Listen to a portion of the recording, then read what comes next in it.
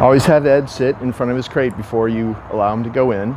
The door's always going to be closed, of course, so he sits, he continues being seated while you open the door, and then with your right hand you pat his chest and say, "Go," and send him into his crate.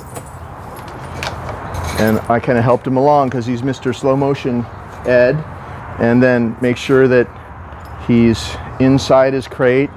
And the way I achieve that very often is I give him rewards in there. So he goes in, he turns around, he gets a reward. We never put him in and out of his crate in the yard here, obviously. He's used to using the crate in the house, so that's why he's a little bit funny right now, because he's probably thinking, why are you sending me into a crate in the yard?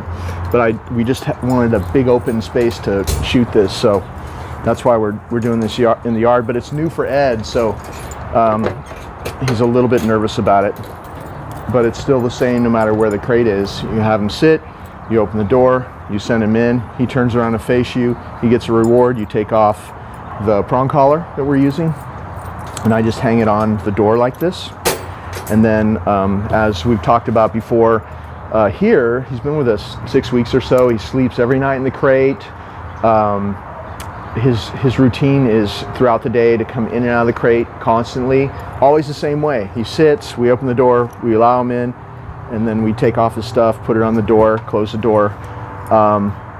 He eats his meals in there. We always give him a bowl of food in there. That's where he gets his chewies and bones and all kinds of stuff. Everything he likes is in there. So he really loves his crate.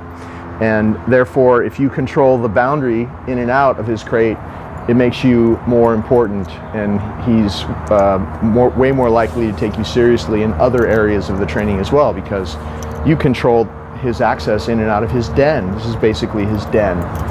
So when you want to take him out, we always hook up the collar first to the leash, so you're all ready to go. All you have to do is reach in and hook him up. He needs to wait in there till you've released him out. If you open the door and he waits like that, you can give him another reward. Good. And reach in and hook him up. After you've practiced this a few times, you don't have to look at the collar. You can just do it by feel when you put it on around his neck. And by the way, that prong collar goes right underneath his ears. It's the collar that's on top above the other collar. And then he needs to wait. If he tries to come out before you release him, you say no, and just do what I call a token slam. That's all you have to do. And we do this little exercise where if he waits, he gets a reward. Good boy. And if he tries to come out, no reward, and he gets a little token slam. Nope, just like that. So he needs to wait. No. Make sure you're very consistent on this. This makes a difference. He's waiting. Okay, pat your leg and say, okay, he's going to come out. Make sure you always close this door, because if he's just allowed to go in and out whenever he chooses, you just really destroy the power of the crate. There's no reason to use it. Might as well just use a big box with no door. So this crate is a tool for training, and that's why you control the boundaries. So always keep this door closed when he's in and closed when he's out.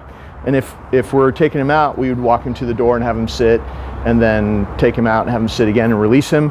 Or if you're just letting him out to be in the house, you just bring him out like this, sit, have him sit. He's officially on the clock. Let's say you're just gonna bring him out and let him be loose in the house. Then you have him sit, pat his chest and say, go. And then he's free.